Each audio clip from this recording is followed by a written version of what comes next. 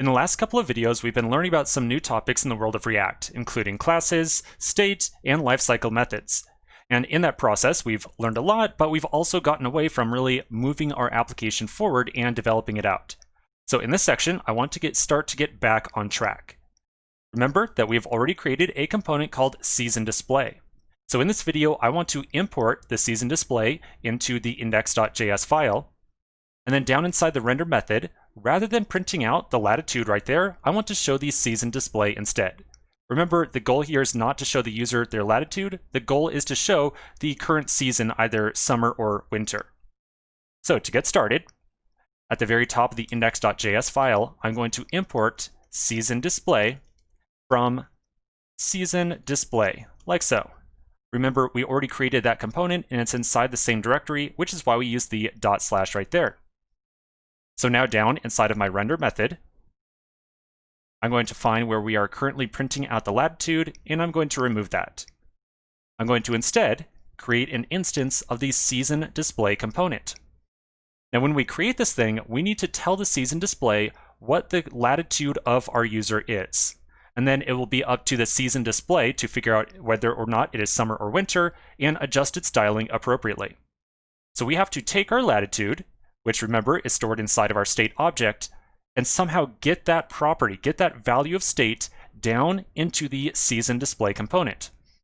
To do so, we're going to use the same prop system that we've already taken a look at in one of the earlier applications we put together.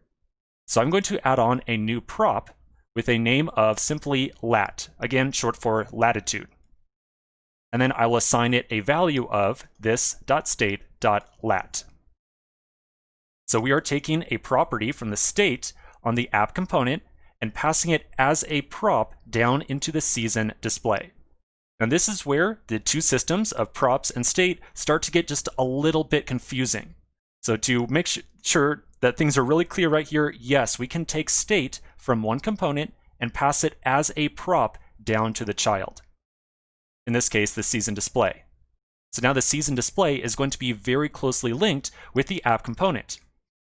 Anytime that we call setState inside of the parent component of app and update the latitude, the app component is going to re-render itself. Remember, anytime we call setState, the component updates itself. That's going to cause the season display to be updated as well. Because if that latitude property right there changes, the new latitude value is going to be put into season display, and season display will be re-rendered as well. So at this point, I've been saying many times, anytime we call setState, the component re-renders itself. But in addition, the component will also re-render any children that it is showing as well. We'll see some good examples of this over time. For now, let's flip on over to our season display component. So here's the season display file.